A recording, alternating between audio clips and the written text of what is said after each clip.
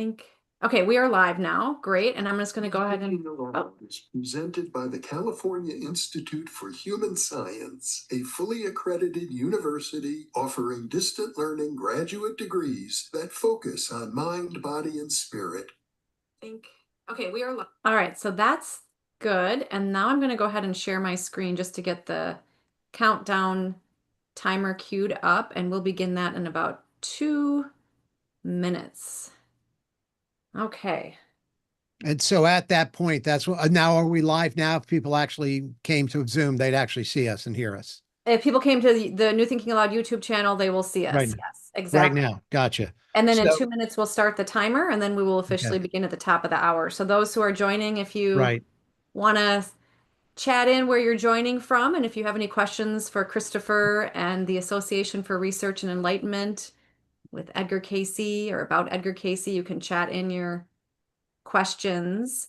And so Christopher, you were asking about summer. It's been a beautiful summer here in the Twin Cities in Minnesota, and right. I have an organic urban garden in the front and the back of my house, and the rain has been pretty prolific, so I've only had to water a few times, and the flowers and the vegetables are on point right now. And I just made a fresh batch of pesto from basil just a few days ago. That takes a lot of basil. It does, but when I trimmed the plant, the way that I did it, you could barely tell that I trimmed the plant. So no kidding. What are they really big? Yeah, we've got like maybe 4 of them, started them from no seed. Kidding. And, oh, nice. And so they're super lush, and we've been enjoying our new puppy dog, Charlotte, who is now that's 2 months. Right. Oh, God bless. And what is she also a dachshund? She's a Chihuahua. Chihuahua. All right. Sorry. Yeah. Yeah, no, they're close enough. No, I remember now, of course. Yeah. Oh, that's great, Emmy. That's wonderful. Yeah, so she's been a lot of fun. She thinks the backyard is her salad bowl, so I have to be really careful with what she puts in her mouth. And yeah, she likes to play, so I can get very serious with my work, of course, and so it brings out the child in me to play with her. Ah, that's nice. That's fantastic. Yeah. And how about you? Well, we'll get into it a little bit with the interview as well, but let's go ahead and press play here, get this going. And you were recently in Ireland. Yeah, I was in Ireland, and we actually met somebody who is one of our, it turns out they're a donor, but it's a really interesting connection to Edgar Cayce. And I'm sure I'm not giving any trade secrets away here, but the gentleman who and his wife came to an Edgar Cayce conference in March, and it was always on his bucket list. And the reason why was that his parents were involved many years ago. Now, Jeff, you're not young enough to remember this, Emmy, but Jeff, you remember the Everly brothers, right? Oh, of course. Okay. So I know the Everly brothers. Okay. Bye-bye, love. All we have to do is dream. All these huge hits. Well, I thought the Everly brothers wrote those songs. Turns out that this gentleman who came to A.R.E., who actually was the head of BMI ASCAP Publishing, which was another big deal, his parents wrote the lyrics to all those songs. Oh, my. I know. And I had no idea. And so they come to A.R.E. They met Valerie because Valerie's in that conference too. And Val said, I think there's somebody, you really want to meet. We should go out to dinner with him because he was into music and I love music. But then the story was his father and his mother. His father was a musician. The mother was a poet. They were dirt poor. They weren't getting anywhere. And then they finally put their heads together. She started writing lyrics. He started devising the music, and they tried to get it published. And then they got one hit on the country charts, and then eventually a couple more. And then all of a sudden they start writing for the Everly Brothers, Bob Dylan, Buddy Holly, many others. And these people became quite wealthy. And at one point they actually donated 100 acres of land to Helen Cayce and the A.R.E., which they sold so that they could help build the new visitor center, because we have 2 big buildings on the campus there. And so it's just, there are just a lot of stories like that, these threads that go back in time. So I've been privy to them and I've been experiencing them, and it's It's interesting, Emmy, especially since you and I had the conversation that was never published when we talked about we'll Yeah, but do what we another. talked about came true, didn't it, Well, Chris? it really did. It really did. Because you just don't know which door is going to open if, and I'll probably share this, but if you had told me 5 years ago that I would be doing this, I would say not, in your wildest dreams. But, Alan Cohen, who I've interviewed on New Thinking Aloud, said, the best things that have ever come to him in life are things that he didn't plan for or may not have even seen coming. And they come in the back door, or they come in from underneath, or they come in a circuitous manner. And all of a sudden it's like, oh, this makes sense. So it's all making sense now. Right, and you had, correct me if I'm wrong, a dream, Christopher, about something happening, but it seemed like because how it seemed like it was a delay or it didn't happen at the time you thought, you didn't know if it was going to actually come to pass. Is that right? Yeah, actually there was because I was asked to do this like 4 years, about 4 years ago, which was several CEOs ago. And that CEO had stepped down. And so some people within the organization had asked me to consider throwing my hat in the ring. And I just said, I've got to have, an intuitive prompting. I have to have a synchronicity or a dream or something like that. And that never happened. And then after the more recent CEO came on board, I had a dream where I was talking to some reporters and videographers that I had known before, and I was trying to tell them about Edgar Cayce and that sort of thing. And they were getting some of it, but not all of it. And I said to them directly, I said, well, you're looking at the next CEO of A.R.E. Now, this was 2 weeks after the new CEO had just come on board. And actually, I worked with her, and I almost kind of forgot about the dream.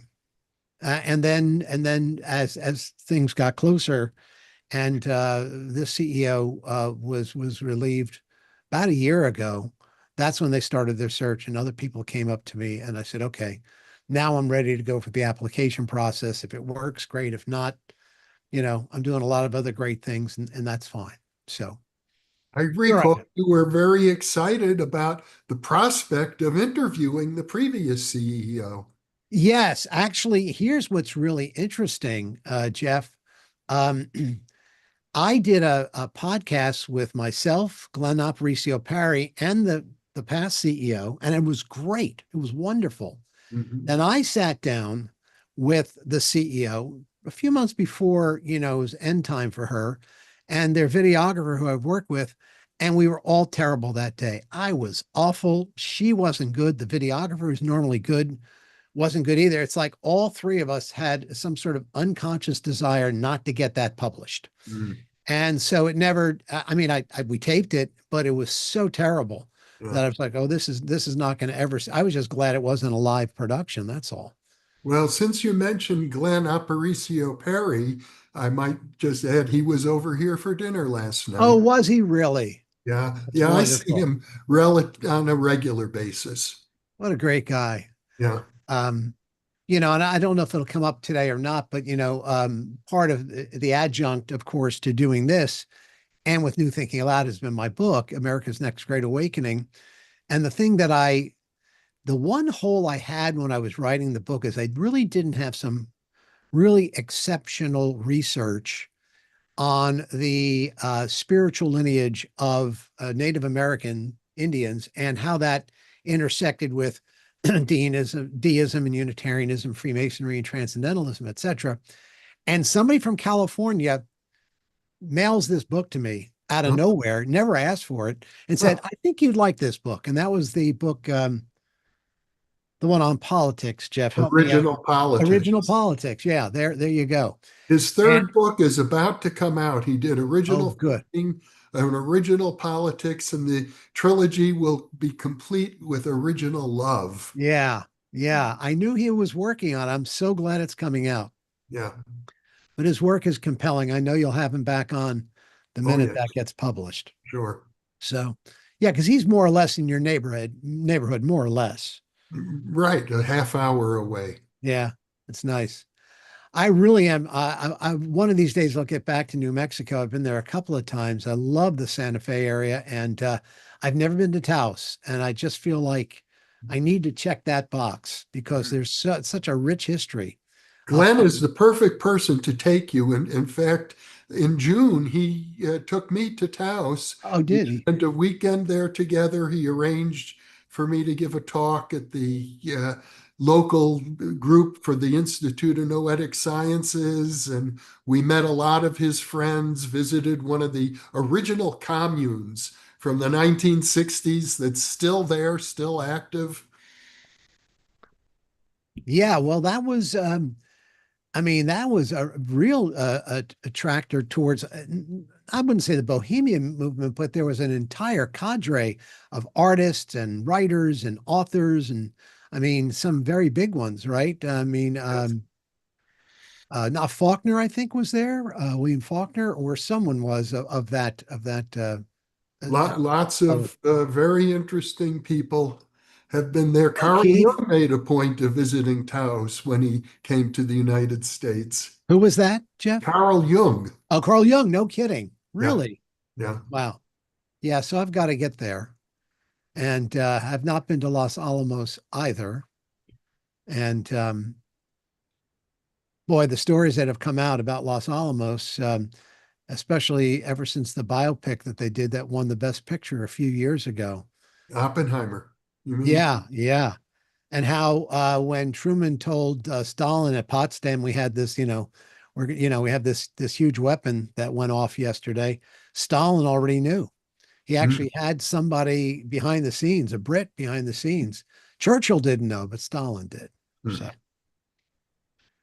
now I'm getting off on a tangent, but Emmy, you'll always pull me back, right? Well, I was just thinking that I know we're talking about Edgar Cayce, but you also wrote that fabulous book that Jeff and I both read, America's Next Great Awakening. And I think in light of the apparent so-called new leadership, it could be interesting to hear some of your perspective today as well, if we want to go there.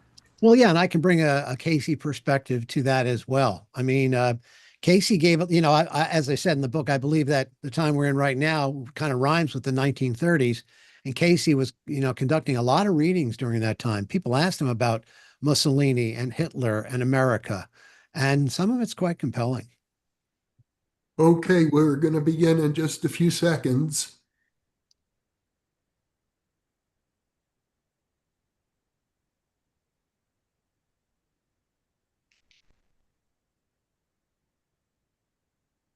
Hello, everybody. I'm Jeffrey Mishlove. I'm with my co-host, Emmy Vadnais. Hello, everybody. And our special guest today, and indeed it is a special guest, Christopher Naughton, who is familiar to our New Thinking Aloud audience because Christopher has been a regular guest host on this series for some time now and has recently assumed a new position as the CEO of the Association for Research and Enlightenment, the Edgar Cayce organization. Welcome, Christopher. Hi, folks. How are you? So it's everything old is new again, huh? Including ourselves. Right. No, it's always great to see you guys, and really part of the buildup or the working that I've been doing at A.R.E. now for the last 4 months has kept me from doing some more of the interviews that I really want to get back to. And I did interview John Van Auken, who's associated with us at A.R.E.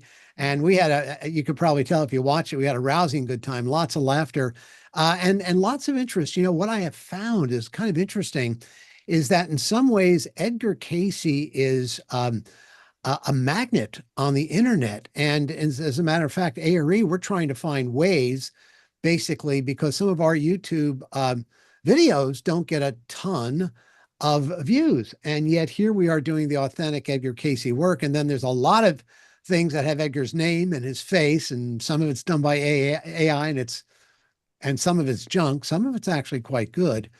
But no, Edgar still has a very big name on the internet and in this genre. And Jeff, I know you've interviewed people numerous times. Stefan Schwartz, I think, is one of the more high profile people. The one of the gentlemen, maybe the one who instituted remote viewing. He was right there at the very beginning. Yeah. And there was a guy who spent who had the time and had the wealth to be able to spend 5 years in the A.R.E. library up here in Virginia Beach. And he read every single one of the 14,000 plus readings that we have on file here. So, yeah, I love listening to your interviews of Stephen Schwartz because they're so rich. And he credits the discovery, or I should say, the application of remote viewing to the inspiration he got from reading the Edgar Cayce files, in particular, Edgar Cayce's writings on the Essenes, Mm. because Stephen had been associated with National Geographic magazine, and Hmm. they had just come out with an article about the Dead Sea Scrolls and the Essenes. But Stephen knew that long before the Dead Sea Scrolls were discovered, Edgar Cayce was describing the Essene community with great accuracy. Mm. Yeah, I mean, before he died in 45, and the Dead Sea Scrolls are picked up or discovered in 47. So a couple of years before his death, I mean, at Cayce had been talking about the Essenes, and up to that point in time, some of the ancient writings we had, I think Josephus was this Jewish monk, I guess, or priest, and the concept was they were small, they didn't really didn't have much of an impact. It was just an all male enclave, and that was that, more or less. And Cayce was like, no, no, no, this was a highly integrated society that for hundreds of years, like 300 years, this group, some would call a cult, maybe because of their size, but this group very dedicated to purifying themselves, to bringing the Christ into the earth through this man, Jesus. They spent several hundred years doing that. And then lo and behold, he is born, somewhere, or I think Cayce said 6 AD, but somewhere around, between 4 BC and 6 AD. But yeah, he illumined what the Essenes were about, and people just said, no, that's nonsense. And then all of a sudden, 2 years later, there's the treasure trove that proves that Cayce was absolutely dead on, spot on.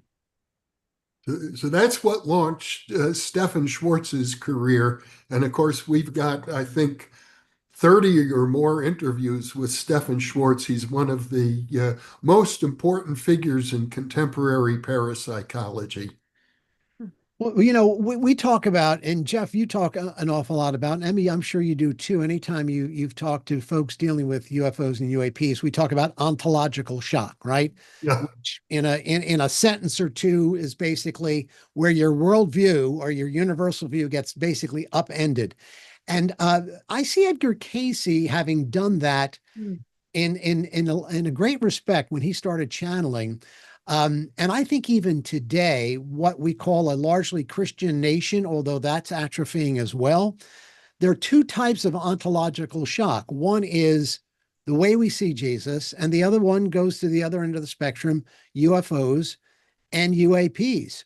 And I do believe we're in that time period right now where people are going to be absolutely shocked, as Edgar Cayce was when he first started giving readings dealing with things such as reincarnation. Now, to understand where Cayce came from, so he grows up in Hopkinsville, Kentucky. His grandparents are actually slaveholders. He grows up in an environment of fundamentalism, and it is only years later, after he gets his gift, that he starts doing readings. And I can go back at some point if we need to discuss actually what got him there. But he starts doing readings right before the turn of the century. But before he moves to Virginia Beach, which is in 1925, so actually in September, we're celebrating 100 years that Edgar Cayce came to Virginia Beach. Once he came to Virginia Beach, because the source said, once you come to Virginia Beach, the vibration there, being near the ocean, and the vibratory pattern of Virginia Beach itself is going to be a grand conductor of your psychic abilities. And boy, did it ever, because before that, Edgar had been giving readings for people, largely, not entirely, but largely for people who had had physical maladies, who had illnesses. And Edgar had asked early on in his life, I want to be a channel of blessings. I want to help my fellow man. And he had a visitation from an angel. And his wish was going to be granted. So he's doing mostly health readings in all those early years. But once he moves from Hopkinsville to Selma, Alabama to Dayton, Ohio to finally Virginia Beach in 1925, September. Now the readings really start to pick up. Now reincarnation starts to be part of it. Now Atlantis and Egypt and other lifetimes between lifetimes and planetary excursions and people or beings from other systems. So I talk about ontological shock. That was ontological shock for Edgar Cayce. And Cayce being, now, again, imagine being, a Christian in the 1920s and coming through you now is this notion of reincarnation. Well, you'd probably be doing this, right? If you were a Christian at that time. I mean, we're more like this, right? Stay, get thee behind me. I'm a Christian. I don't believe in reincarnation. In fact, twice in Edgar's life, he put some of the readings down to the side because they pushed him too far.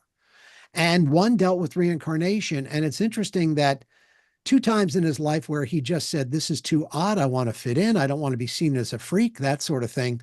There would be a family malady, physical problem. His wife got tuberculosis. Later in life, his son had flash powder go off in his eye because Cayce was a photographer and a darn good one. And both times, those things pulled him back into re-engaging his gift. But that ontological shock for Christian America, I think one of the biggest linchpins is reincarnation. And I would say that if we look at reincarnation as not maybe a series of one life after the other, we like to think that we think outside the box, but when we talk about reincarnation, we go back into that linear thinking of one lifetime after another after another. It really is just saying the soul has many experiences outside of time and space, inside time and space. The soul can have a sojourn on Jupiter or Saturn, or it can have a number of physical lifetimes in the body in this lifetime. And when Edgar Cayce talked about the past lives of Jesus, well, you could probably see some heads exploding at that time. And at least by that time, by the time the source that was coming through Cayce talked about not just past lives, but, oh, by the way, this guy, Jesus, also had past lives. He was Enoch, he was Joseph, he was Melchizedek, et cetera, et cetera. I mean, again, that was a bridge too far for some people. But now as we almost see the work of, let's say, University of Virginia's DOPS program, which for 4, 5, 6 decades has been doing excellent work into both near-death experiences and reincarnation stories, you have to look at those reincarnation stories. And even if you don't, quote unquote, believe it, you have to at least sit back. And I don't care if you're a fundamentalist Christian or scientific materialist, you have to sit back and look at that and say, that's compelling enough for me to at least have that investigated. So so that was ontological shock 100 years ago. Some of that is caught up. And now some of the things that you, Emmy and Jeff are talking about are going to take us to that next step. When people ask me, what do you address or cover at the A.R.E? I said pretty much everything from Jesus to aliens. And that about covers the waterfront. That's a lot of space. Go ahead, Emmy. Oh, I was going to say it's a lot of, that's a wide field. Well, Christopher, the building behind you is a hospital built in 1928. Could you talk about that? Yes, absolutely. So again, Cayce has this burning desire to start a hospital. And, after he'd been doing this for a few years, he actually was discovered by some other doctors who were proving that what he said was true and that some of the things that he recommended did come to pass and healed people. So he was actually on the front cover of the New York Times in 1910. A year before William James dies, they never have a chance to cross paths. I wonder what would have happened if they had. But Cayce now starts to pick up some speed. More people start looking at him and examining what he's about. So he intersects with some very wealthy people from Wall Street. Martin Blumenthal and his brother were on the stock exchange. They were very wealthy people, and they were also very interested in mysticism and psychic phenomena. they create a partnership where they're told, where Edgar said he's supposed to build a hospital and it's supposed to be in Virginia Beach. And so even before he moved to Virginia Beach, this is what's coming through. And Morton Blumenthal says, I have the funds, I will provide. So they built that building behind us. Now, that building was white with blue shutters for a very long time. I know it's, I should turn off I thought my reactions Oh, were it's turned off. fun. It's all Okay. good. It just doesn't miss a trick, does it? So this building behind me was refurbished in 2014, 2015. Really beautiful job. The former CEO, Kevin Tedeschi, and the former director of philanthropy, Pat Belisle, really were instrumental. Of course, the whole community was instrumental in getting that done. It is a beautiful building. And of course, at some point in time, you're both going to come to Virginia Beach. That's a done deal. So when we have you here, we'll walk you through there. At the lower levels is our spa department, and A.R.E has just got a number of modalities which are really some are quite different than other types of massage and cranial sacral therapies, and all different types of physical therapies, even colonics. That's done in the basement as it should be done. But all of these things which are good for health and mind and body and soul, that's basically on the first and second floors. On the second floor, right up here, before you see the dormers and that sort of thing, we have a restaurant. And we have a restaurant that is largely healthy. Yes, it's omnivore friendly. So if you still like your burger, you can still get that. However, their whole approach is a holistic approach. And I don't know if you guys know this or not, but years ago, the American Medical Association called Edgar Cayce the father of holistic medicine. Mm. So, I mean, even some of our lauded institutions or long-standing institutions recognize that Cayce really brought something different to the table. And then above that, there are some offices up there as well. But that's a big health building. And then right next to that, we have publishing. We have the Cayce Riley School of Massage. We have Atlantic University. We actually have a graduate program here on transformative studies. It was only recently that I found out as CEO. It's like, oh, you're the president of the university as well. I said, oh, I'm president of the university. That's nice to know. Wow. But well, I work, of course, with directors, et cetera, and but they do fabulous work at Atlantic University, and the Cayce Riley School of Massage is for people to use the Cayce method. They call it the Riley form of massage because I forget his first name, but Dr. Riley was a big doctor in New York in the 1950s and 60s, and people like Bob Hope and Ed Sullivan were his clients. And he came upon the Cayce readings, and he started reading how Edgar Cayce suggested that one should conduct massage therapy. And lo and behold, he gets plugged into it. He comes to Virginia Beach, and this is, of course, well after Edgar died in 1945, and he starts a school here, the Cayce Riley School of Massage. Now, this building, and again, this is everyone who's here today, anyone who's been on a spiritual path, has had a time in their life where they reach a point of doubt, where they are lost, where they have a dark night of the soul. I think every mystic, and I do write about this in my book, America's Next Great Awakening, being a mystic is not all flowers and light and candy and unicorns. We know that. Sometimes it's a very, very difficult path because sometimes you just don't know where the hell to go next. Emmy and I have discussed that in my own personal life journey, where it's just like, I don't understand why this is happening. It doesn't fit anything that I understand. And I can only imagine, and I shared this with the staff when I came on board, because A.R.E had been through some tough times recently. We've come out of it. We're coming out of it. There's a grand new vista and a vision that's going on there now, which is absolutely exciting. But I understand what it's like to go through a dark night of the soul. The staff understands what it's like to go through a difficult time. Edgar Cayce had to own that, because imagine this. You get this building built in 1927. It's being built. The only thing here at the north end of Virginia Beach is the Cavalier Hotel, which is still standing today. Gorgeous, beautiful hotel, and the Cayce Hospital. And he wanted to build a hospital where he had doctors on staff, but that he could give psychic readings to these people and the doctors could attend to their malady. The people who were funding Edgar gave them readings in 1927 and in 1928 and said, in so many words, there's a crash coming. There is a depression coming.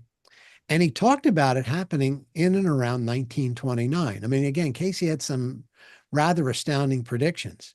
Well, Morton Blumenthal pulls all of his money out of the stock market, except now, as you get to the late 20s, the stock market's going big time. And he sees all of his friends making money. So he ignores Cayce's reading, sticks his money back into the market, and everybody knows what happens in October of 1929. The whole thing crashes, and really the whole world goes into a depression. In fact, in some ways, is what stoked or catalyzed fascism in the 1930s in Europe. And of course, we go through the depression here. Cayce loses the hospital. He loses the hospital. It's only been going for 2 years. Can you imagine the literal and the figurative depression? Could you imagine? I mean, lesser men probably would have shaken their fist at God and saying, what is going on here? What are you doing to me? But the interesting thing is that when this happened, his son, Hugh Lynn, who would later fight in the war, said, Dad, we can no longer rely on one or two people to fund us. We need to create a foundation. We need to create a community. We need to create members where we can get support. And out of that, a couple of years later in 1931, the Association for Research and Enlightenment was born. Now, they had a group before that called something about the National Investigators. And these people were out to investigate and put bones on this so-called psychic phenomena. Does this work? Let's test it out, like J.B. Rhine did at Duke. Again, they've done at the University of Virginia's DOPS program. These people were not satisfied with the immensity, how immense some of this psychic phenomena was. But let's put as much science as we can put towards this, because there were going to be people, and there are still people today, who think this is all nonsense. It's all woo. It's all poo-pooed away. So back in the 1930s, they knew that they had to start an organization that could actually research this stuff. And we never forget at A.R.E, the middle initial is research. It's always putting to the test what has been evanescent, has had, no boundaries to it. Or again, when you start talking about some of these things, I mean, I don't know, how do you put a near-death experience with a white lab coat into a lab? It's not easy, right? It doesn't happen. But you still need to collect data. I like the old adage is that, this is all anecdotal. Well, once you get enough anecdotes, that turns into research, which turns into analysis, which turns into data, which is part of the scientific method. And so Cayce loses the hospital in the 1930s, and he's still living in Virginia Beach. It became like a music club, where people would come on a Saturday night and listen to big bands play and that sort of thing. And Cayce only lived about a mile or two away. And he would sit out on his porch and he would hear the music coming from, the veranda or from the porches that were there at what once was his hospital. What would that do to a person? What would that do to the folks listening today? Jeff and Emmy, I mean, could you imagine for a minute how that would tear at your soul? Yeah. And how he made it through? Sometimes, in fact, he had some dark nights of the soul, but I have to tell you, if we get a chance, I'll have a chance to tell you some pretty amazing stories that stand outside the bounds of what we would call physically possible that Cayce went through. But eventually his son got that building back in the 1950s. And from there, they further built the Association for Research and Enlightenment. And now on our campus, which is 5 acres right there on the smack dab on the waterfront, right on Atlantic Avenue, we have 2 huge buildings. One, again, this one built 100 years ago. And then the other one, the visitor center, built 50 years ago. So we have 2 large buildings on our campus. Mhm. And you're an international organization at this point. Absolutely, which works so well with New Thinking Aloud, since we have so many listeners and viewers who are not in America. Jeff, what are the numbers? New Thinking Aloud's got about what, 40 to 45% international viewers, I think. Closer to 50%. There you go. Yeah. And we are rebuilding our international organizations. In fact, I was just in Ireland and just in England and meeting with some folks. We just have our annual Congress every year. It's a gathering of the tribe, if you will, and new folks come too. And we have you guys joined us for that by Zoom. And we had one portion of our discussion, which were 10 different groups out there from different countries that are A.R.E study groups or A.R.E related, from Albania and Japan and Sweden, Africa, all over the world. Yes. And you also have your own YouTube channel as well, I believe. Yeah, we've got to learn a few things from you folks. We are really redoing our YouTube channel and redoing the way we interface with broadcast media. And I really do believe that that long-awaited 5 or 6 part series on a major network or streaming service, whether it's Netflix or the History Channel or PBS or what have you, that's coming. And I think we'll be seeing a movie here, because you have to think about it. I mean, Edgar Cayce, at least to me and to others, is the gold standard of psychic phenomena. He was a man very humble, didn't do it for the money, did it because he asked for a gift. His first charge was to help people to get healthy, and that's what he did. Yeah, I mean, we're working along those lines, that what Cayce set down many years ago, and that's what's taking us into the future. Here's a question from a viewer named Matthew von Berens, who asks, did Edgar Cayce ever talk about more advanced ancient civilizations, and what caused their downfall, and why are we less advanced today?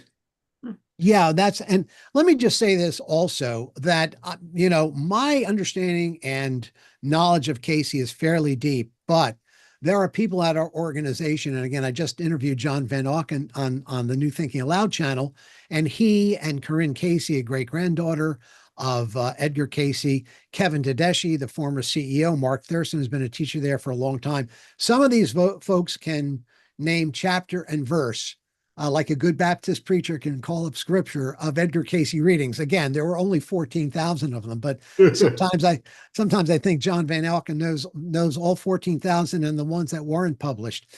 But yes, Cayce, and again, except for Plato and what came down through the ages, really no one was talking about Atlantis. Those stories seem to proliferate a little bit more in the 18th and 19th centuries.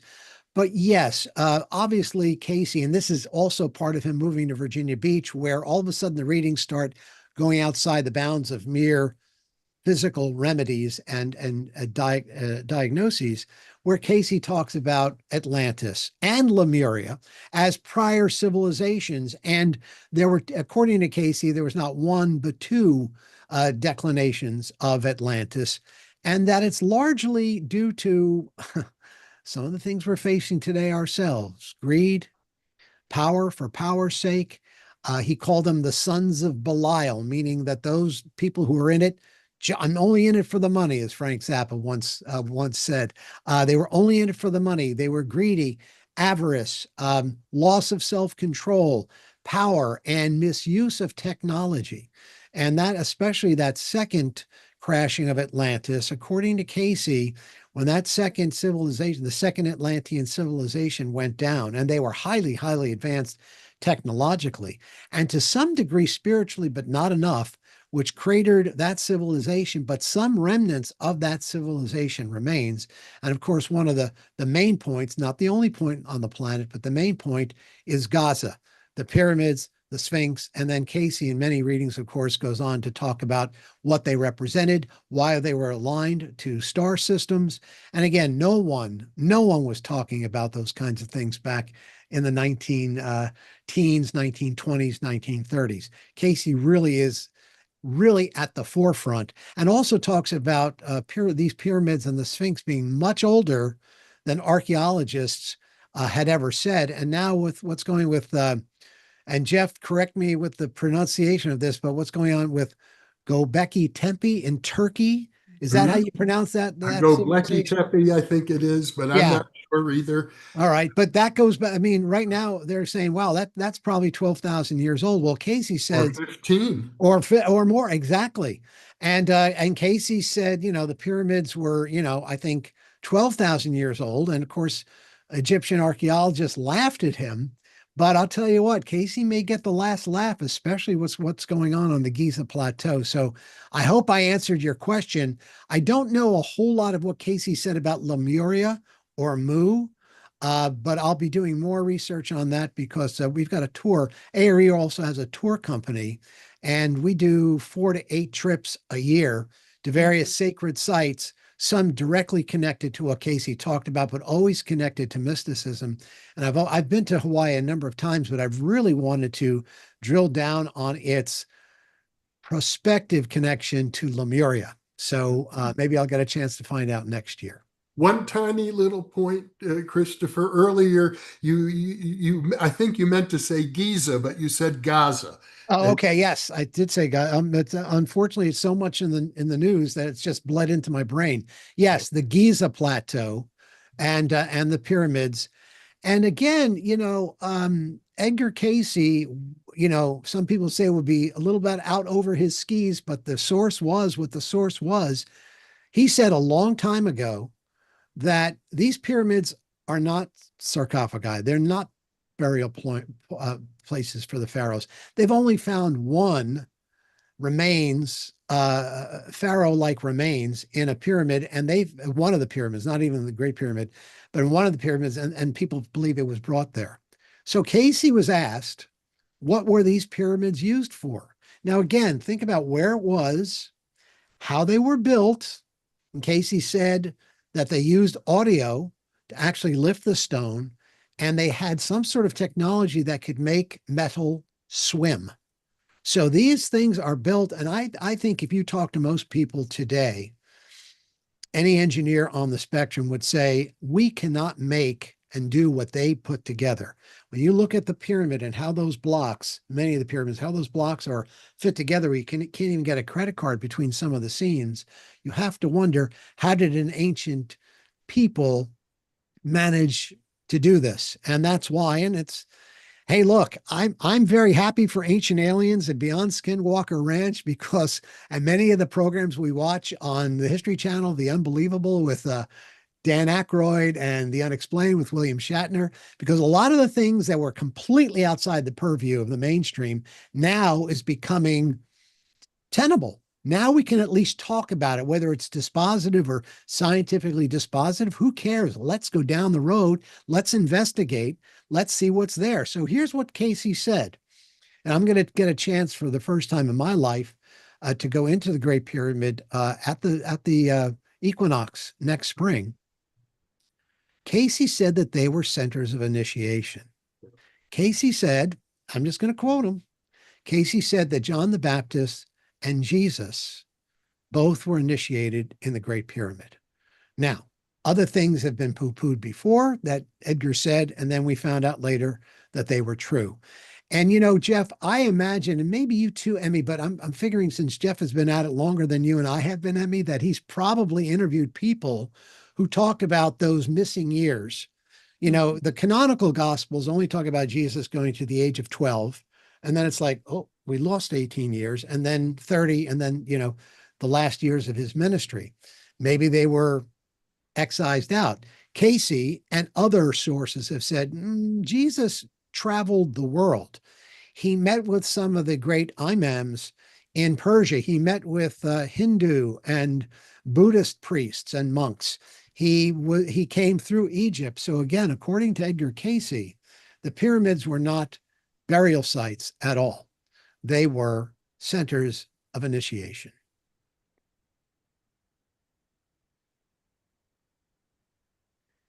I I agree. certainly I've is. been in the Great Pyramid, and I've always thought that. Go ahead, Emmy, please. You're saying this, I have not been there, but you're saying what I was about to say that, yeah, it seems very plausible based on a lot of people's experience. Jeff, what was it like for you to be inside?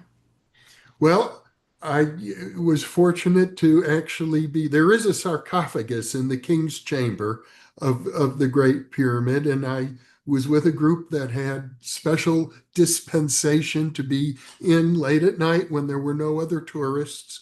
And we were actually able to enter into the sarcophagus and lie down inside of it. And I can tell you that I had this experience, and everybody I've talked to, I'm pretty sure, had a similar experience, which is all of a sudden you're like flying out in space. Mm. It's it becomes very cosmic at that point. Uh, and I'm pretty convinced that certainly the Great Pyramid at least was an initiation chamber.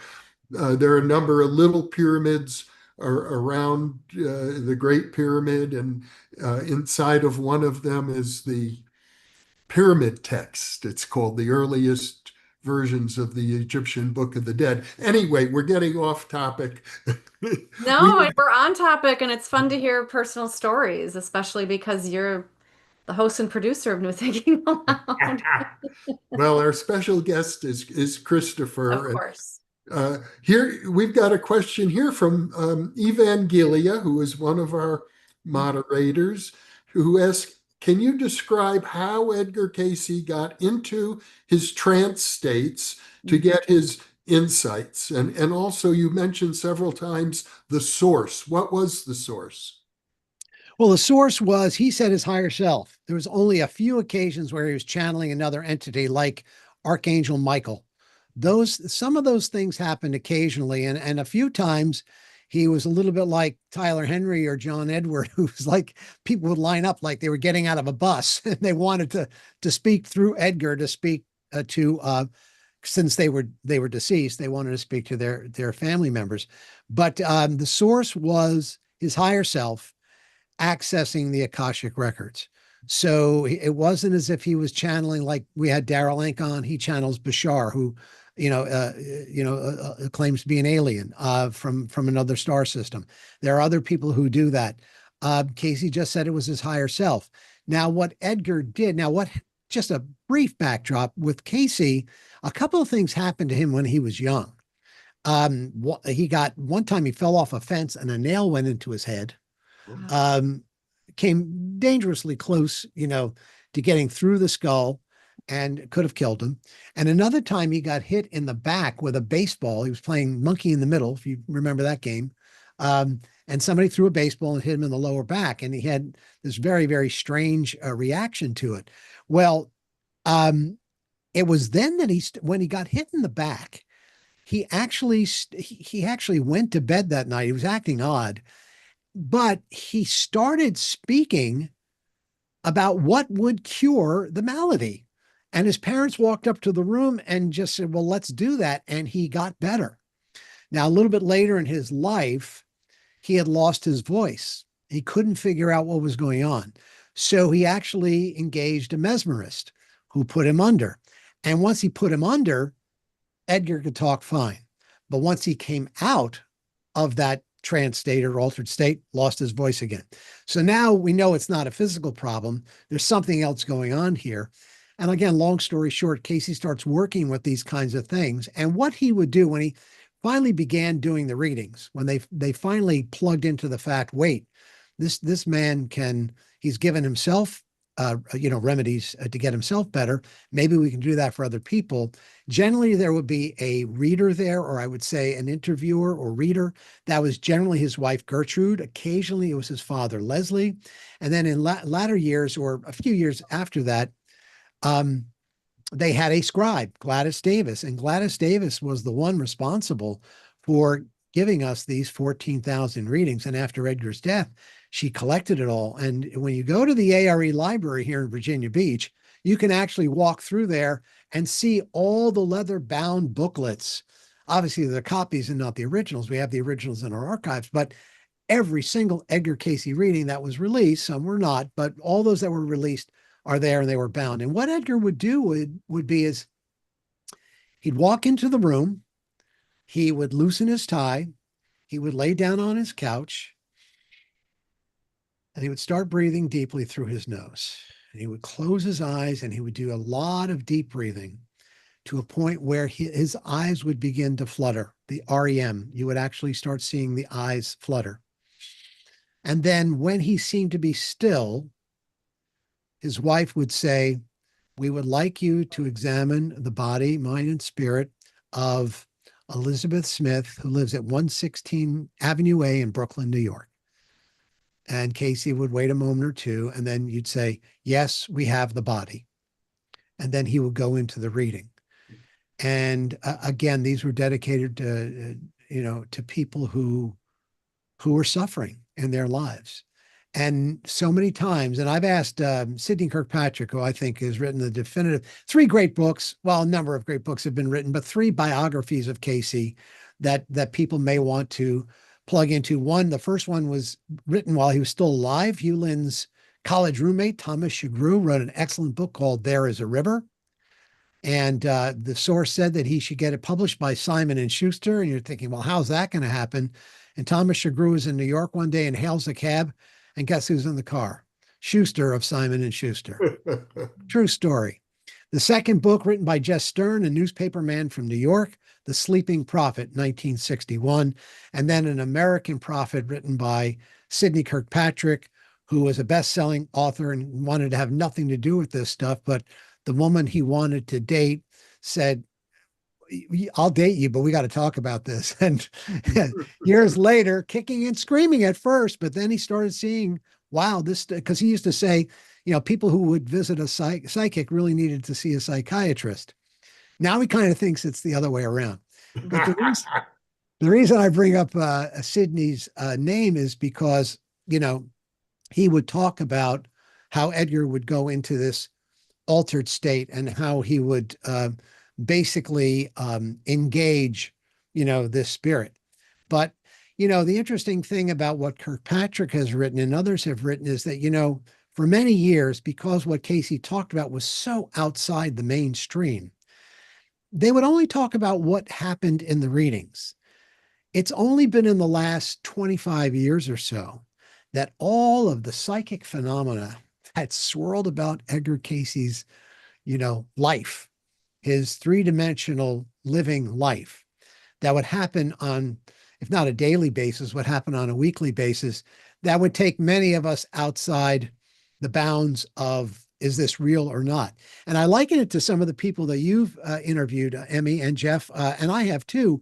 Some of the people like Chris Bledsoe or Elizondo or David Grush, or some of these folks who have said, yeah, I have seen these things. I have seen portals. I've seen unidentified flying objects. I have seen orbs. So all of this kind of high strangeness that you guys have been so engaged in for a number of years now is becoming a lot more accessible.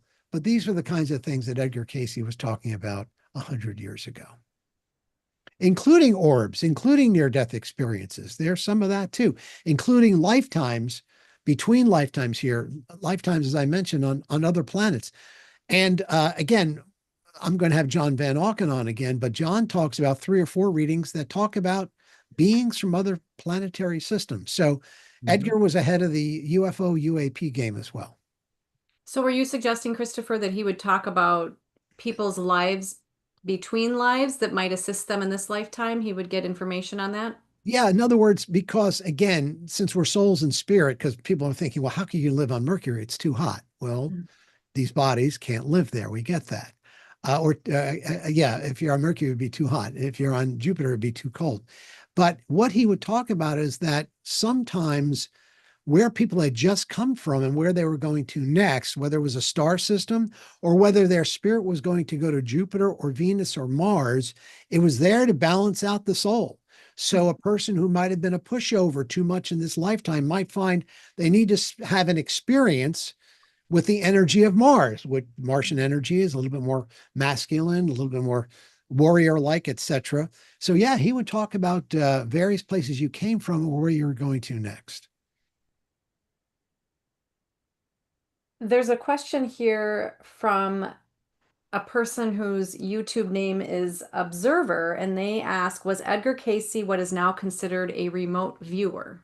Yes, yes, yes, and absolutely yes. As a matter of fact, and I know Stephen Schwartz has talked to you about it too, Jeff, that Edgar Cayce is the gold standard, is the platinum standard, is the original remote viewer, at least here in this nation. Yeah, I mean, see, to me, and I think to Stephen Schwartz and my colleagues, Emmy and Jeff would say, Cayce was the king of non-local consciousness. I mean, the whole notion, I mean, it's dying slowly, but the dying brain theory that scientists have held on to for so long. Oh, you're having this near death experience because the brain's going through all these machinations. No, actually, the brain is very still and very quiet.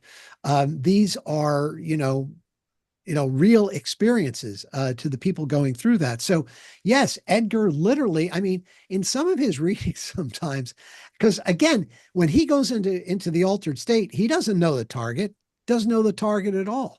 And he would say things like, "Oh, it's a wonderful day here in New York. You can smell the gardenia coming through the windows, that sort of thing." One story about Cayce, which is kind of remarkable. One person has gotten a reading, again, has a physical problem, and Edgar recommends that they need something called oil of smoke. Mm. And of course, nobody knew what that was, and nobody knew where to get it. So they go back into a reading again, and Edgar says, "You can get oil of smoke on this pharmacy in this part of the city." Hmm. So these people go to this pharmacy and ask the pharmacist, "We need oil of smoke. Where can we find it here?" And the pharmacist was like, "I've never heard of it before. We don't have that." They go back to the reading again. And Edgar says, "You've got to go back to the back of the building, go 4 rows down on the sixth shelf, two away from the ceiling. You will find oil of smoke behind bottles of olive oil or what have you." They go and they do this and they find it. It turns out that the current pharmacist, his father had owned the place and he had no idea that this stuff, oil of smoke, even existed. And yet at the same time, we find out that Mr. Cayce could literally leave his body and go to where he needed to go, like many remote viewers, I suspect, do go. At least their consciousness is not wed there or anchored there. And at the same time, it sounds like he might have been sort of a mashup as what some might refer to as a psychic healer or medical Yeah, intuitive yeah. as well. It's Or how would interesting. you describe Some that? people would not say he's a healer. He just was pointing them in that direction. He had access to information. And again, the New York Times headline was "Illiterate Man Becomes a Doctor in Trance." Well, no, he wasn't illiterate. He only had an eighth grade education. That's true. But he was not the one making the recommendation. The source was making the recommendation. And according to Sidney Kirkpatrick, who I alluded to before, he said of the cases, the physical cases that they could track, he said well up to 98% of them were accurate.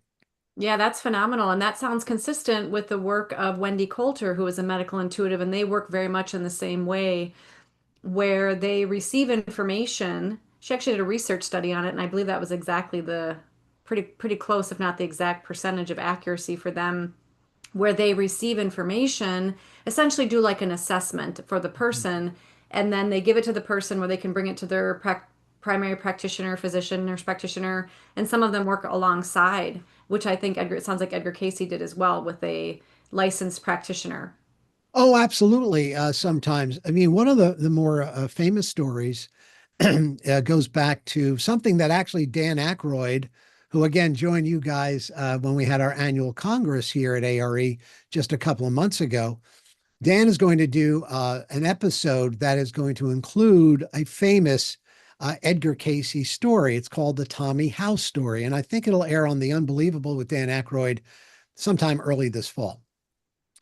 And it's a story of how Edgar gets a call literally in the evening to get on a train and then take a carriage to a house that's about 30 miles away or so. And he's being called because a 6-month old child is experiencing epileptic fits so severe that the child is going to die. And the doctors have tried everything, and they're literally don't know what to do next. Well, one of the doctors there, who happened to be the father of the child, and his wife, the wife said, "We're going to call Mr. Cayce and bring him here." And at first, the father said no, but as the night progressed and the kid's getting worse, Edgar Cayce comes in, and this is actually the in the first chapter of Sidney's book, An American Prophet. Edgar comes in on a train. It's raining.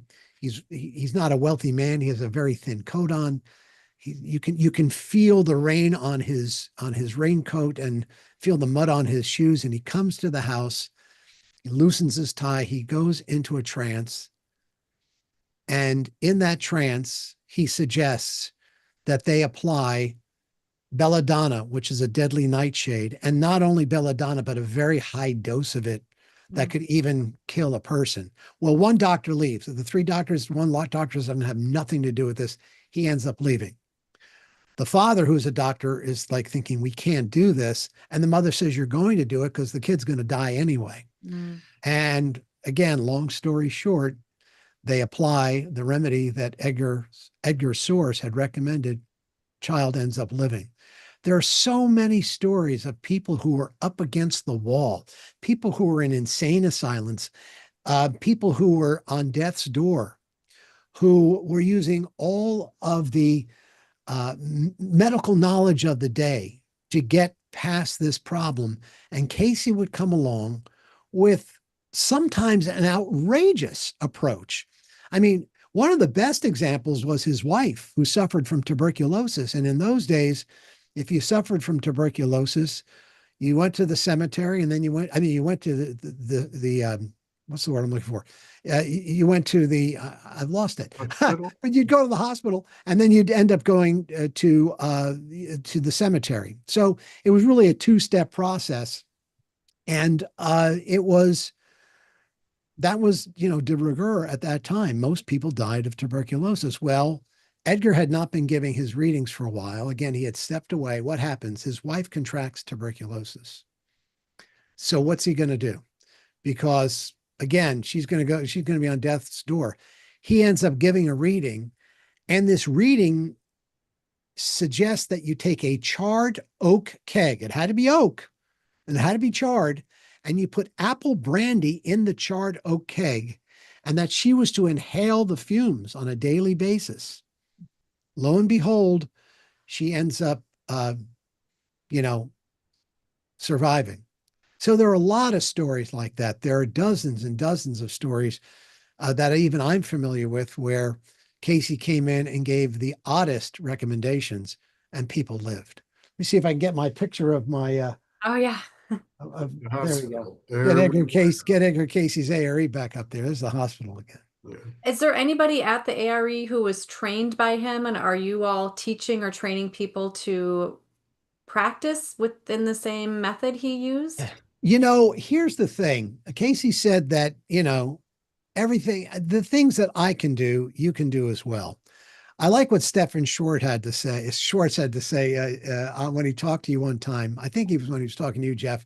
It's like a bell curve. Anything. It could be tennis. It could be psychology. It could be science. There are some people who are just really, really bad at this stuff, and some people who are exceptional talents, and most of us then fall in the middle.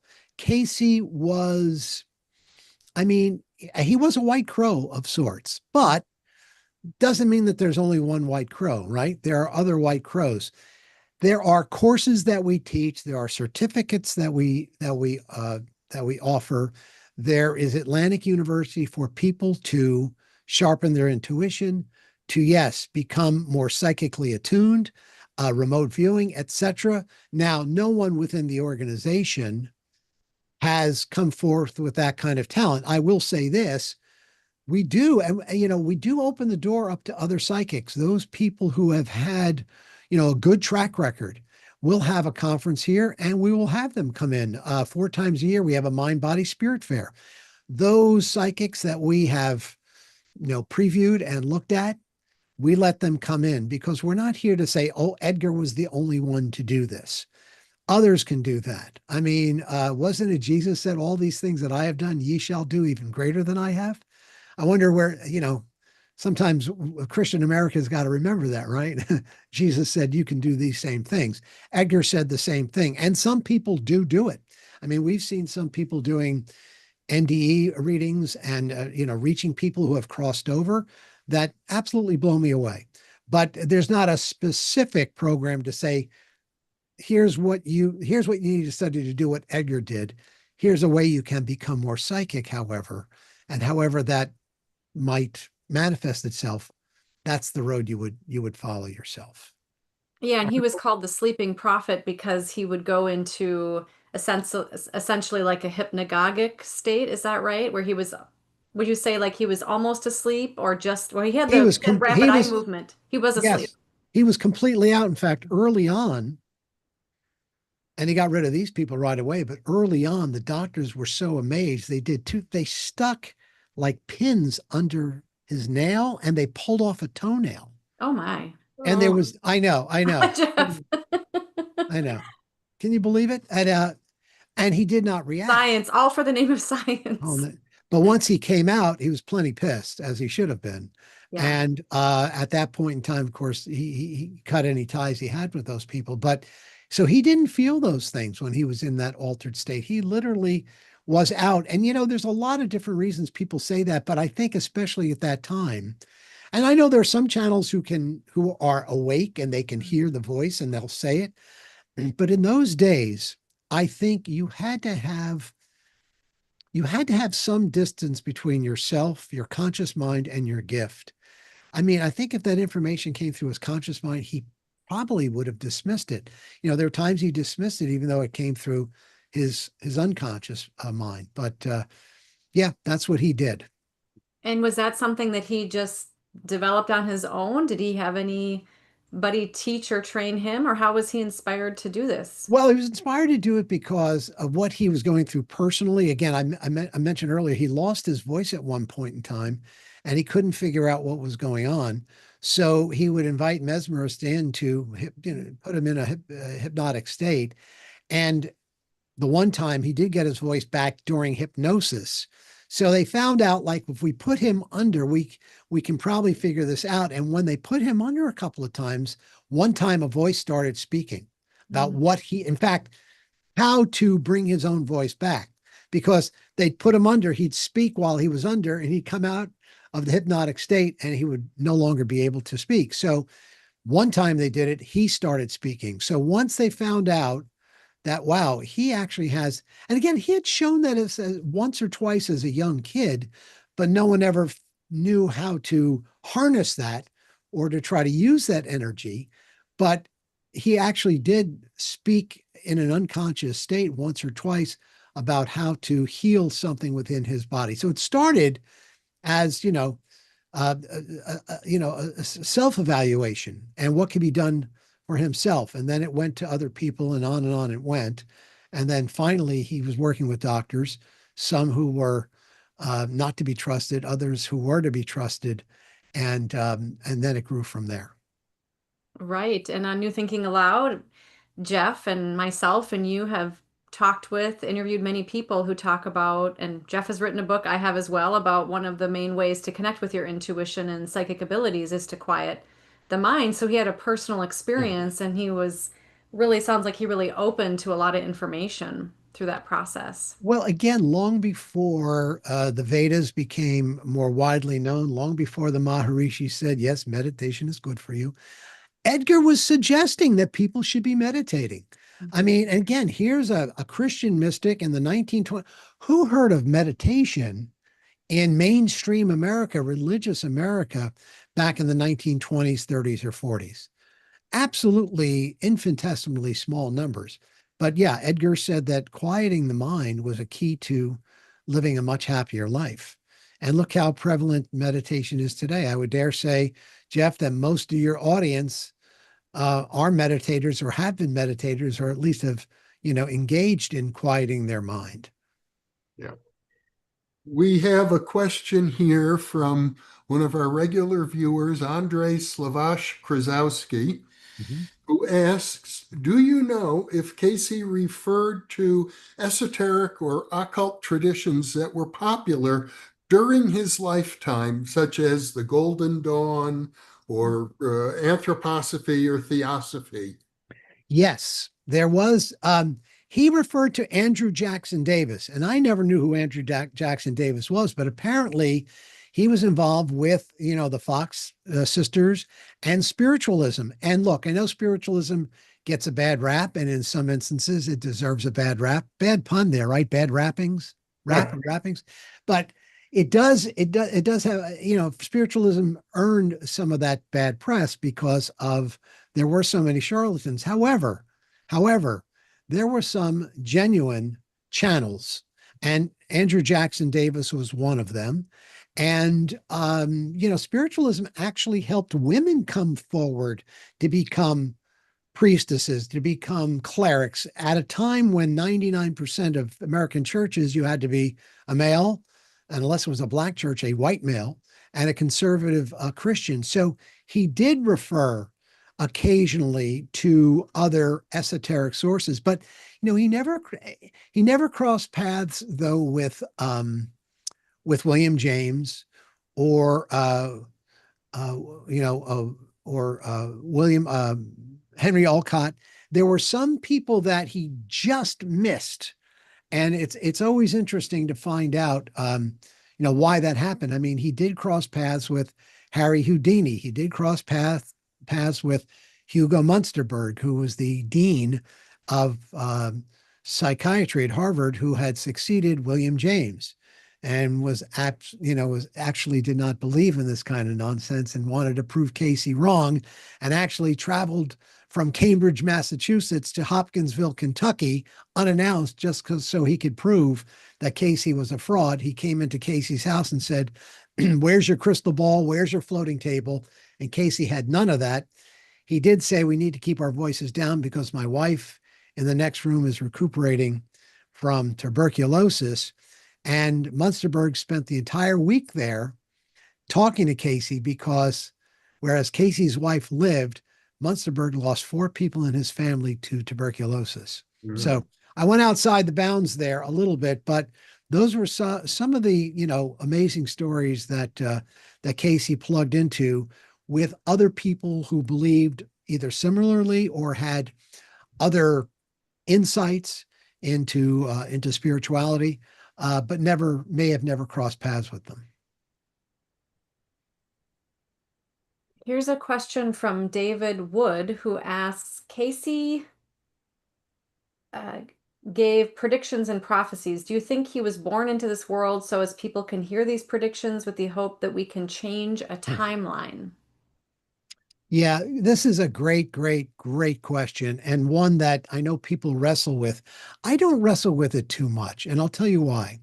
Cayce always said that the predictions were made so that we had the opportunity to change them. Any baleful, negative prediction that he made, he said, if 10 people prayed, it could save a city. If 20 people prayed, it could save a country.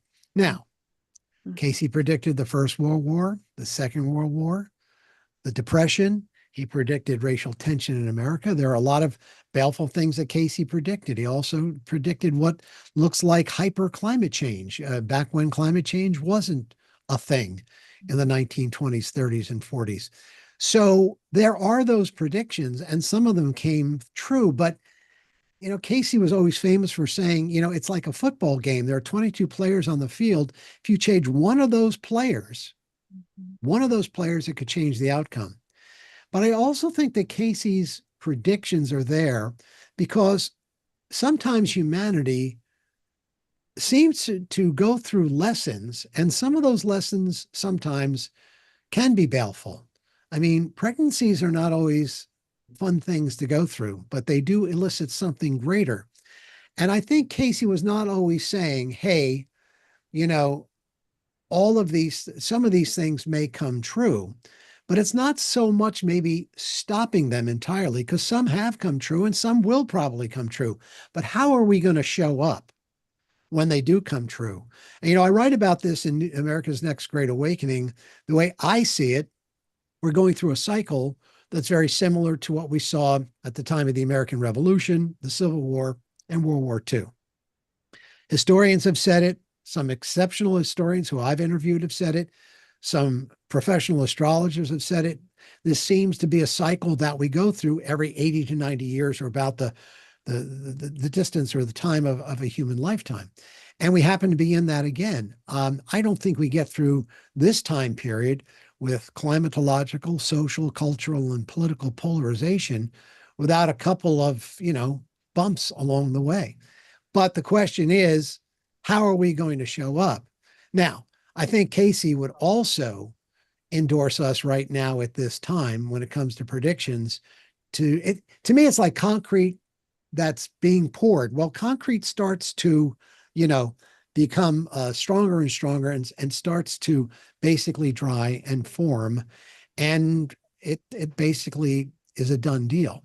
But there is that time period where things can change, and it's incumbent upon us to change those things, but with the kind of consciousness that can elicit that change.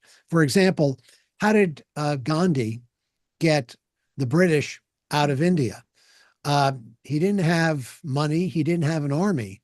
He basically raised the collective consciousness of the people in that nation, where the British eventually left.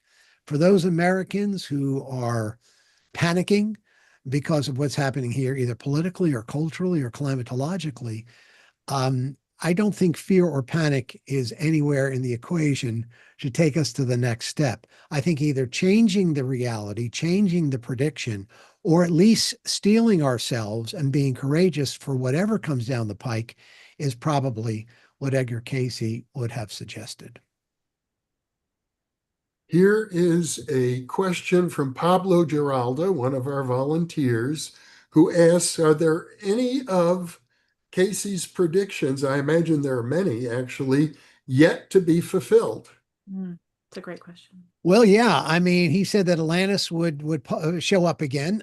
We haven't seen that yet. They've checked the Bimini Road, and some of the things that he said would come after 1998, and tying into what the last questioner asked.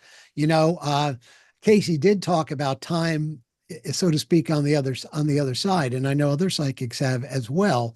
And that's probably the toughest thing, because there is free will, and so timelines can change. Some of the other things, of course, and I touched on in an interview with John Van Auken, but we're going to go very, very deep into this. One of the big predictions that Cayce talks about is finding the Hall of Records. The Hall of Records, according to Cayce, comes from previous civilizations. I think namely Atlantis. It might be Lemuria as well, but I think namely Atlantis. And he talks about it being located in three separate places: the Mayan Peninsula, the Yucatan Peninsula, right in Mexico, somewhere near Bimini, and also on the Giza Plateau near the right paw print of the Sphinx. Now, a lot of the archaeologists and a lot of the Egyptologists say this is bunk. We've put we've tried testing, and we've used various sound testing to see if there's something there. It's bedrock. But if you go to edgarcayce.org on the home page, you scroll down a little bit on that home page, John Van Auken talks about what we're finding now on the Giza Plateau, and how we're moving much more closely to what Cayce predicted was there. Again, this Hall of Records will open up our past histories, our past civilizations. We might even be able to see holographically what has happened on this planet even before our civilization. So those are some of the big ones. Of course, he also talked about possible destruction of the West Coast, and even New York might have to be rebuilt. And once again, I would say these are warnings. They haven't taken place. Although, again, ironically, some of the things that look like climate change to us, whether it's seismic activity, whether it's wildfires that we're seeing, whether it's an increase in tornadoes, whether we're seeing water tables rise, these are things that probably would fit very neatly into some of Cayce's predictions, even though he could not have possibly known that those things were imminent because they were not. They were decades away. Oh my gosh, did the guy get a day off? 14,000 readings? And like, how did he? That's what killed him, Emmy. Oh, really? Well, what happened was, Training to do all that, I would yeah, imagine. what happened, and again, he was really doing it out of his love for his fellow man and because and the reason he was here. But once he was in Coronet magazine, which is like 1940, and then There Is a River comes out in 1942, this coincides with the war. So now families who were worried about their sons going off to war, Edgar Cayce was getting sacks of mail every day. Big sacks of mail would be to a point where the only way he could do a reading, he would literally stick his hand inside the sack Mm. and pick one up. Now, his source told him, don't do any more than 2 readings a day because it was deleterious to his health. And again, I think things may be different today energetically, where I know a lot of people say, well, I'm a channel and that never hurt me. Yeah, but you weren't alive during Cayce's time. And maybe for him to be able to channel that kind of energy, it taxed his body. So he was told only give 2 readings a day. And what happened is he started giving 4 and 6 and 8. And at one time he gave 16 readings in a day. Because he wanted to And help people. because he wanted to help people. And what ended up happening was, as he got towards the end, you could almost see, and the readings warned him he was very close, and he passed away January 3rd of 1945, right after the new year, and right before the war ended. But he passed away a very young man, 67. Mm. So in those days, that was still, younger than normal. And today we'd consider that way too young to die. Mm. Well, what a gift he's given so many, and that his legacy continues. I know we have a few more questions coming in. Just a quick, if you wouldn't mind, Christopher, why are you so, I mean, obviously he's an amazing person and a profound legacy, but how has he touched you personally? And why are you such an advocate of him to the point that you're now the CEO of his organization at the A.R.E.? Well, there's been no one quite like Edgar Cayce has come down the pike. In fact, part of my charge, I believe, is that the man was such a gold standard. He opened up our spiritual vistas unlike anyone else up till that time in this country. I believe the name Edgar Cayce someday, for different reasons, should be as well known as Mary Baker Eddy, Carl Jung, Ralph Waldo Emerson, Billy Graham. Again, big, I would say, prominent religious figures, even though Cayce is not a religious figure so much as a spiritual pioneer. But the man opened up vistas for me. I think the notion of reincarnation, the notion of psychic experience, the notion of explaining that we are much more intimately connected with one another, the whole notion of the non-locality of consciousness, remote viewing. I mean, this has laid the groundwork for, I mean, there wouldn't be an Emmy Vadnais and a Jeff Mishlove talking about what they're talking about if there hadn't been pioneers such as Edgar Cayce. And I think that because he had done it so authentically, so selflessly, in a time where greed and avarice and power and ego seems to be taking up so much space on the stage of life, it's really going to take those of us collectively who know that love is king, that know that we are, again, more intimately connected than we ever realized, that realizes our soul is boundless and timeless. This is what I think is going to get us through this next period. It is a challenge. Let's not kid ourselves. But I think it's following the kind of philosophy that Edgar Cayce shared with the world. And again, what he said this man Jesus came to do, and that the second coming is not, merely, a man returning because this man has to be our savior, as opposed to we have Emmy the Christ here, we have Jeff the Christ here, we have Christopher the Christ here. That second coming is to be aware of that Christ consciousness that imbued the man Jesus, Mm. who did that over many lifetimes, according to Edgar Cayce. Thank you for that response, Christopher. Here's a question from a viewer named Rafael Reyes, who asks, did he ever mention anything about his ego, like giving his ego a name and a separate identity from himself, almost like sending it out as a detective? Interesting. Not that I know of. Not that I know of. And he was, he had, he was a real person who had his real, had his own proclivities and had his own clay feet. He would tell people, don't eat many fried food, don't eat a whole lot of beef. He came up with a holistic health table that is very close to, let's say, the Mediterranean diet today. That's the holistic diet. But he liked to smoke cigarettes and eat pork. And they would ask him, well, what's going on here? He said, well, I have to stay grounded. So nicotine and pork help me stay grounded to the earth. So I don't know about his ego, but he was very much a real person. He had his anger issues, he had his doubts. But he passed a lot of the tests. Gladys Davis, who was his scribe, much younger than he was, in a past life, they were lovers. And, they had this very torrid, but also soul connection.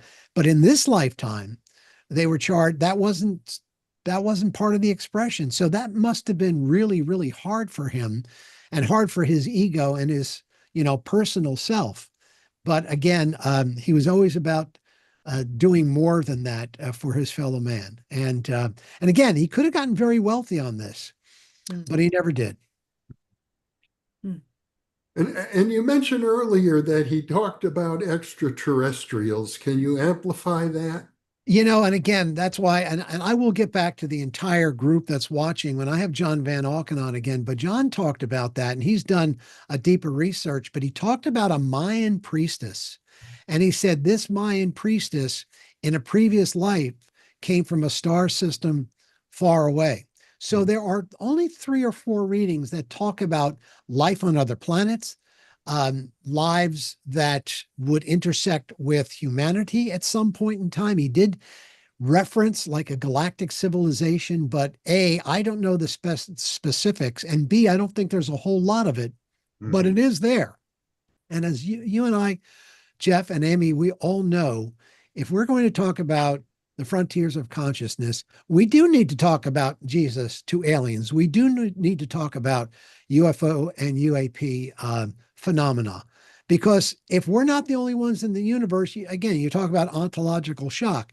Christians may find out that Jesus had past lives. For a Christian, that's ontological shock.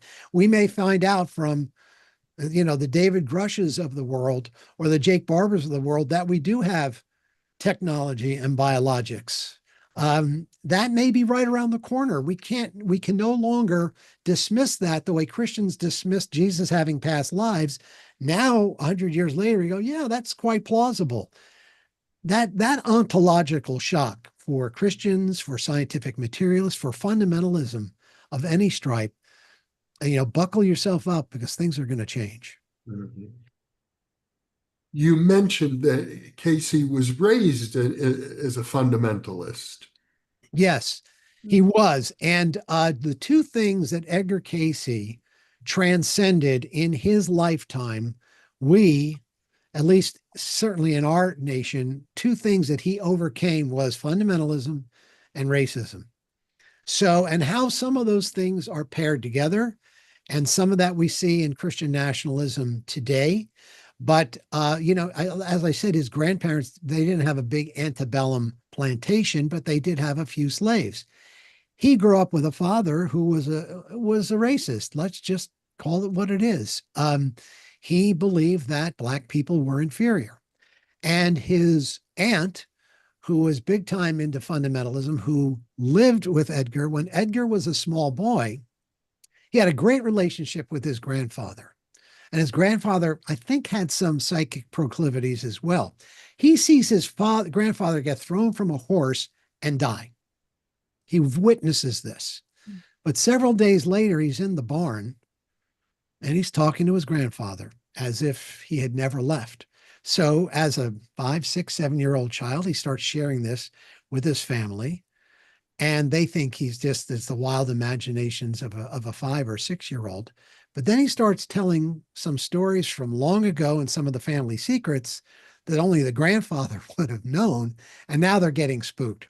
And now the aunt, who's a Christian fundamentalist, says, nothing good is going to come out of this. He's got the devil in him. Mm. So that was kind of the approach that Edgar, I mean, that was what he was faced with. In fact, later in life, he was a deacon, he was a Sunday school teacher. He was still kicked out of a Christian church, even though he's a Sunday school teacher and a deacon, because of some of these other talents that he had. But Edgar Cayce overcame fundamentalism. Yes, he was a Christian. Yes, he read the Bible through once every year. How many Christians do you know actually do that? Will read it once through every year. He did that. And he never lost sight of that. He was a Christian mystic, but his readings were very clear. There were many paths to the mountaintop. There wasn't just one way. You could engage, you could elicit the Christ spirit if you were a Buddhist or a Hindu or a Muslim or a Zoroastrian, or heck, if you were an atheist. Uh, it did not matter. And racism, he was brought up, as I said, in a family that, was racist at first, but his first Bible was given to him by a black man when he was 10 years old. He was actually drowning, and a black person saved him from dying. There were a lot of intersections in his life where black people were very good to him. And so for Edgar, black lives did matter. And he would start giving readings for people who were people of color who his father would never want to have him give readings to. But he said, the heck with it, we're going forward with this. And actually, it also helped his dad, because his dad, before he ended, lost a lot of his racial tendencies as well. But yeah, those are two hills we're climbing even as Americans, dealing with racial issues, dealing with religious fundamentalism. And I say fundamentalism of every stripe, because that could be scientific materialism, which can get pretty fundamental as well.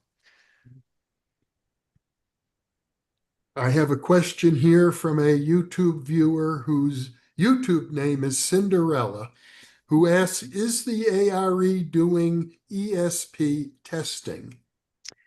We are doing ESP related conferences. I don't know if we give a certificate in that, but Atlantic University and our conferences are doing that kind of work. Now, we used to have a J.B. Rhine, what would you call it, Jeff? Where you would actually sit on the other side of a panel. And again, there would be four different graphics, a square, a squiggly line, a triangle, Wiener etc. cards. Yeah, thank you. And we would do that here, but we don't do that here anymore. So I don't know anything dispositively about that, but that's something else I can find out. But Well, I know you we keep, mentioned research being right in the yes, middle of your name. yes. So what research is taking place? Well, a number of things have taken place before and are continuing to take place. We work a lot with IONS, the Institute of Noetic Sciences, and some of that research deals with clairvoyance and telepathy. We also early on worked with Stanford SRI, which you were part of, Jeff, years ago. Do you know it was the A.R.E. who partnered with Stanford Research Institute to go to the pyramids, to go to the Giza Plateau and actually do some sound testing. Mm-hmm. We have some old film of people from SRI working with the people from A.R.E. Mm-hmm. to determine if there was anything there. We've done a number of studies on blueberries, on the power of the almond. We're also working hand in hand with the University of Virginia for many years. Ian Stevenson would come down here to the A.R.E. and read the Cayce readings on reincarnation. And of course, what UVA has done has, opened up a whole new world when it comes to near-death experiences and reincarnation. Now, for all those people who say it's nonsense, it's the dying brain theory, it never happened, people are hallucinating, you need to look at all those studies, of which we have contributed to over the years. So the research continues, and a lot of it's being done along with Atlantic University and some of the conferences. But that's also one of those areas that I personally need to, uh, dive more deeply into, because that is our middle name, and we can never, ever forget that. We're doing some work with communities and young people working with depression and working with peer pressure, and and some of it's related to the Cayce reading. So there are a number of studies that we have and we continue to do at A.R.E. Yeah. Would you say that any of the readings so far have been categorically shown to be false? Well, people tell me they are. I have not run into them. Occasionally, like when we had John Van Auken here on New Thinking Aloud, somebody said, "Oh, Cayce gave a reading to a dead man." I have not seen that, but I know that Hugh Lynn Cayce did write a book that talked about the outer reaches of Mr. Cayce's talents or skills. Hmm? So it was not, endless. Yeah. And there were times in his life that he missed it. There weren't some diagnoses that didn't work. Again, I can't be specific, and I probably should know some of the so-called failures, but Aaron Judge and Babe Ruth strike out a lot. If they're still hitting 350 and hitting 60 home runs a year, they're doing really, really well. I know that Sidney Kirkpatrick always liked to call Edgar Cayce the Babe Ruth of psychic phenomena. But, there were some times he did strike out. Could I tell you offhand right now what they are? I really don't know, but I know not every reading was accurate. And, you know, let's face it, there came a time for people when it was time to leave this earth. So not every reading was going to heal every person that got a reading. Babe Ruth struck out much more often than he hit home runs. Exactly. And I'd like to think that Edgar hit a lot more home runs than he struck out, Yeah. but at the same time, he missed a few as well. Mm-hmm. Do There's you a well, go ahead, Emmy? We just have a few minutes left, but I want to ask this question because I I know you're a fan of this person. So that's part of the question. So Sherry asks, did he cross paths with Ralph Waldo Emerson? No, he was Ralph Waldo Emerson was, I think, died before he was even born. I mean, depending on who you ask, he did cross paths with Tesla, Hmm. Edison, likely Woodrow Wilson, Gershwin, Mary Pickford. I mean, there are a lot of Amelia Earhart's, husband asked for a reading when Amelia was lost and Howland Islands. And Edgar might have been right as to where she was. According to Cayce, she lived for 3 weeks after her plane went down, not her co-pilot. So there are a number of people who did cross.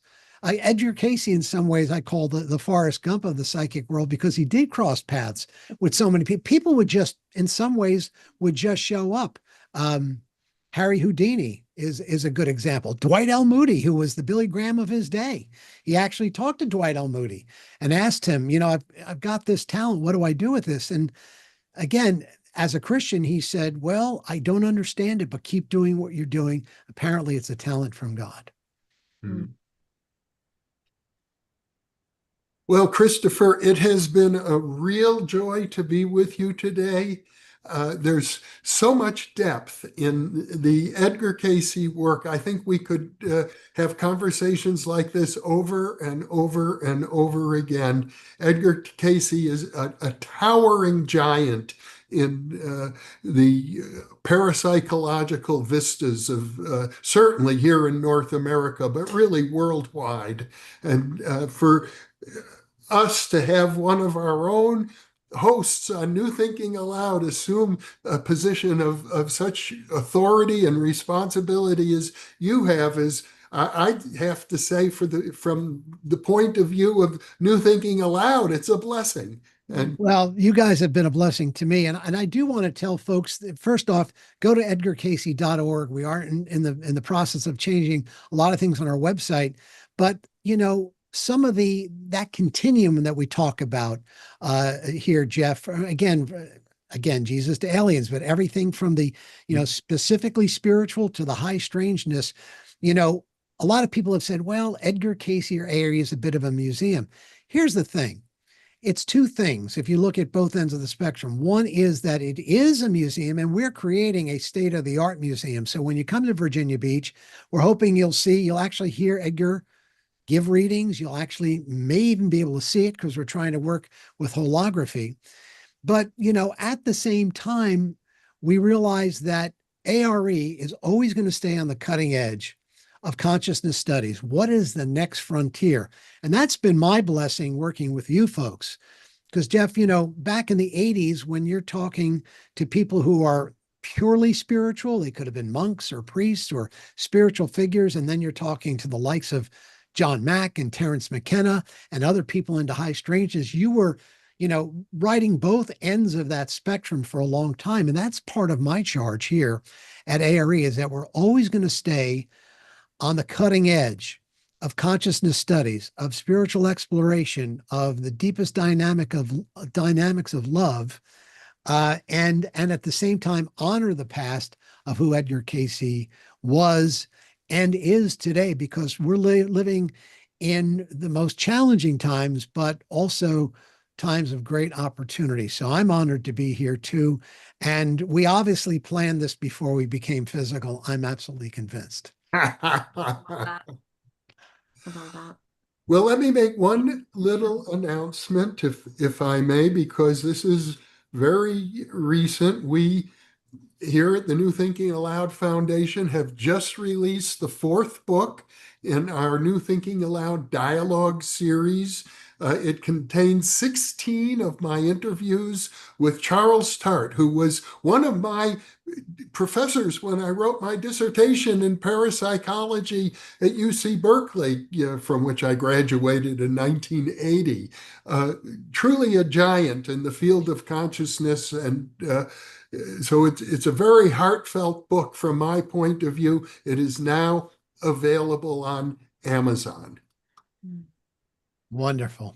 Congratulations on that book, Jeff. And Charlie Tart is now in the spirit world as well. And I know that he got a chance to see the manuscript of it as well, right? He did, and I had the privilege of having a conversation with him about death just a Mm. few days before he died, and I think he was ready for it, prepared for it, and I have felt periodically since his death a real sense of his uh, presence. So, from my point of view, he's smiling down on us right now. Yeah, I bet he is. Beautiful. Well, I just want to say thank you to Christopher, Edgar Cayce, who I imagine is also smiling on us as well today, and all I the think people so. involved with A.R.E. And a special shout out to Valerie Jones, your life partner, who has been a great asset to New Thinking Aloud, and I know supports you very closely. And to Jeff for everything that he continues to do, leading New Thinking Aloud and all the volunteers assisting today, and also to all the viewers who are joining us. We're grateful to be with everybody. Come and join us in Virginia Beach, folks. Lots of good things coming down, and that will be where we're going to be expanding on as well. So we have our Ancient Mysteries Conference coming up in October. Again, a number of people from the History Channel are going to join us. So Oh, take a look at it. Again, go to edgarcayce.org and check it out. awesome. Thank you so much, Christopher, and thank you, Emmy. My Thank pleasure. you both, guys. Appreciate it. Our pleasure. Okay, I'm just going to check this. Okay. Okay, And here, hold on.